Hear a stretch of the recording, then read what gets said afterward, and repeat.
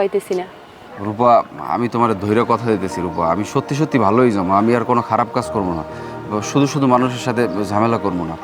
রূপা, আমি তোমার অনেক ভালোবাসি, আমি তোমার ছাড়া থাকতে আসলে আমার খুব কষ্ট হয়, তুমি আমার সাথে লও রূপা।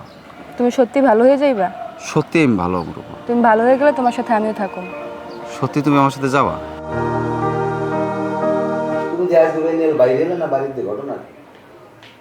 ওই ওই সামনের দোকানে টাকা পাই এখন বাচ্চাই। রূপা, এই তুমি ব্যাগলে কই যাইতেছো? ভাইজান, আমি আর এখানে থাকুম না, আমি আমার স্বামীর লগে যাবো। ওকে, তুমি আমাকে তুই আজ চলে যাবা? হ্যাঁ, এটা কোনো কথা কও? আমাকে সেই তোমার স্বামী বেশি আপন হয়ে গেছে, আমরা কি কেউ না? এটা কোনো কথা কও দিন? বুঝলাম না, মাথায় বাড়ি খাইলো অন্যরা আর উল্টাপাল্টা কথা বলতেছেন আপনি। আপনাকে চাইতে আমার স্বামী বেশি আপন। আচ্ছা, সেটা নাইলে মানলাম, আমাকে চাইতে তোমার স্বামী তোমার দ্বারা অনেক বড়, কিন্তু তোমার স্বামী তো একটা গুন্ডা, তুমি আমাকে সেই গুন্ডাটাদের যাওয়া কি উচিত হইবে? না না, একদম না। সে আমার কথা দিছে, সে আর গুন্ডামি মাস্তানি করবো না, সে কাম কাজ করবো। যাইতে যেহেতু চাও, তোমার তো আর জোর করে রাখতে পারবো না, যাও। ঠিক আছে, তুমি যাবা, যখন যাও, তাই একটা কথা কইয়ে দিই তোমারে, তোমার স্বামী যদি মনে করো একটু উল্টাপাল্টা করো, আমাকে এনে আইতে পারো, কারণ আমাকে ম্যাচ আর আমাকে মনের দরজা তোমার জন্য আজীবন খোলা থাকবে। আচ্ছা ঠিক আছে, আমি তৈলে যাই। ঠিক আছে, যাবা যখন, আমরাও তোমাকে আগাই দিই, যেহেতু তোমার স্বামীর কাছে পৌঁছাই দেওয়ার পরে কোনো ঝামেলা না হয় নাকি? চলো চলো, আগাই দিই।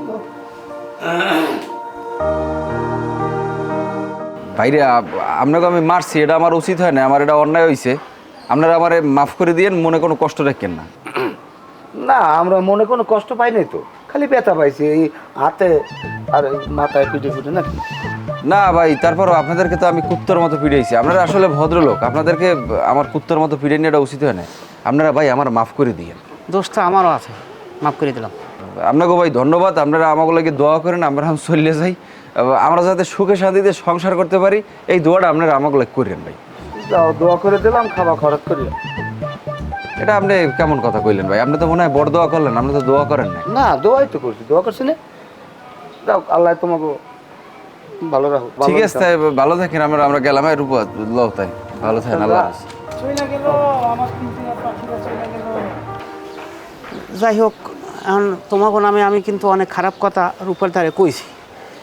ওই কাশেম বাড়ির কইছি হের খারাপ চরিত্র, হে লুচ্চা, হের পর এই বাসুর নামে বলছি হে গরু চোর, তারপর তোমার নামে বলছি তোমার আরও খারাপ খারাপ সমস্যা আছে, বদভ্যাস আছে। যাই হোক, দীর্ঘদিন একসাথে রয়েছি, মনে কষ্ট যদি পাই থাও, আমারে মাফ করে দিও আল্লাহর রাস্তে।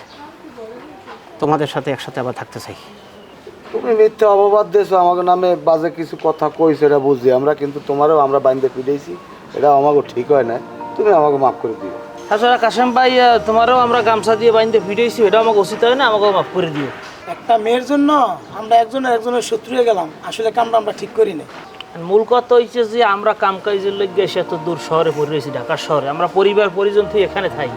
এখন যদি নিজেদের মধ্যে মিল মহব্বত না থাকে তো হইবে না, আমাকেও সবার মিলেমিশে থাকতে হইবে। কি করেন কাশেম ভাই?